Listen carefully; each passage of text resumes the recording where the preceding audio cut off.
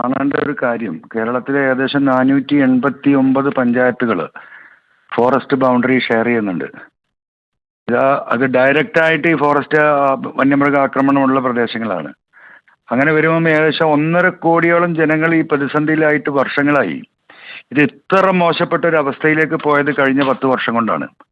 Government ഭാഗത്തുനിന്ന് ഇത് നിയന്ത്രിക്കാനുള്ള ഒരു നടപടി ഉണ്ടാവുന്നില്ല. ആള് മരണപ്പെട്ടാൽ അപ്പൊ കൊടുക്കാൻ വേണ്ടിയിട്ട് 10 ലക്ഷത്തിന്റെ ബ്ലാങ്ക് ചെക്ക് എഴുതി വെച്ചിരിക്കുകയാണ്. അതിൽ 5 കേന്ദ്രവും 5 കേരളവും കൊടുക്കുകയാണ്.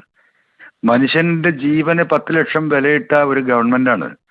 സ്വാഭാവികമായിട്ടും മലയോര മേഖലയിലെ കുടിയേറ്റ കർഷകർ ഏറ്റവും കൂടുതൽ ബാധിക്കുന്ന വിഷയമാണ്.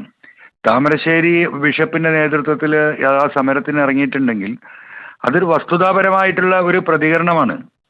തെരഞ്ഞെടുപ്പിൽ സമയത്ത് വോട്ട് വാങ്ങിപ്പോവുക, പിന്നീട് ഈ മനുഷ്യരെ കൊല്ലാൻ കൊടുക്കുക, കൃഷി നടത്താൻ കഴിയാതെ ആവുക എന്ന സാഹചര്യമായിട്ട് 1, 2, 3, 4, 5, 10 വർഷമല്ല. ഇതിനൊരു അറുതി വേണ്ടേ? മനുഷ്യർക്ക് ഇവിടെ ജീവിക്കണ്ടേ? അപ്പൊ സ്വാഭാവികമായിട്ടും ജനങ്ങള് ഇതില് ഒറ്റക്കെട്ടാണ് ഈ മലബാരത്തില്, ഈ വിഷയത്തില്. അതിലൊരു രാഷ്ട്രീയമില്ല, ഒരു ജാതിയില്ല. അവിടെ ജാതിയും മതവും തിരിച്ചുകൊണ്ട് രാഷ്ട്രീയക്കാര് ഇതിനെ ടോർപ്പിഡൈസ് ചെയ്യാൻ ശ്രമിക്കുന്നു എന്ന ബോധ്യത്തിൽ തന്നെയാണ് ജനങ്ങൾ ഇതിനെ പ്രതികരിക്കുന്നത്. താമരശ്ശേരി രൂപത ഈ വിഷയത്തിലെടുത്ത സ്റ്റാൻഡ് വ്യക്തിപരമായ എൻ്റെ അഭിപ്രായത്തിൽ ഞാൻ അവരുടെ കൂടെയാണ് ആ കാര്യത്തിൽ.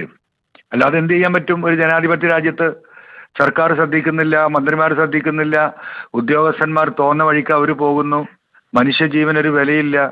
കൃഷി ഇടങ്ങൾ മുഴുവൻ തകർന്ന് തരിപ്പണമായി, അവിടെയൊക്കെ കാട് കയറി കഴിഞ്ഞു. കൃഷിക്കാർക്ക് ജീവിക്കാൻ കഴിയാത്ത അവസ്ഥ ഉണ്ടായി. ആ അവസ്ഥ ഉണ്ടാകുമ്പോൾ സ്വാഭാവികമായിട്ടും ജനങ്ങൾ പ്രതികരിക്കുന്നില്ല, ഉറപ്പല്ലേ? അതാണ് നടന്നുകൊണ്ടിരിക്കുന്നത്. ഇതിലിപ്പോൾ കൃത്യമായി തന്നെ സഭാ നിലപാട് പറയുകയാണ്. ഞങ്ങൾ നേരത്തെയും നിലപാട് അത് തന്നെയായിരുന്നു. അതായത് തെരഞ്ഞെടുപ്പുകളൊക്കെ വരുമ്പോൾ താങ്കൾ പറഞ്ഞതുപോലെ വെറുതെ വന്ന് കണ്ട് വോട്ട് ചോദിച്ചു പോകുന്നു എന്നതിനപ്പുറം ഞങ്ങളുടെ ആവശ്യങ്ങൾ പരിഗണിക്കണം. മലയോര മേഖലയിലുള്ളവർ കൃത്യമായൊരു സന്ദേശം കൂടി, ഇപ്പോൾ തദ്ദേശ തെരഞ്ഞെടുപ്പ് വരാൻ ഇനി ഏതാനും മാസങ്ങൾ മാത്രമല്ലേ ബാക്കിയുള്ളൂ, ശക്തമായൊരു സന്ദേശം കൂടിയാണ് നൽകുന്നതെന്ന് വേണ്ടേ വിലയിരുത്താൻ?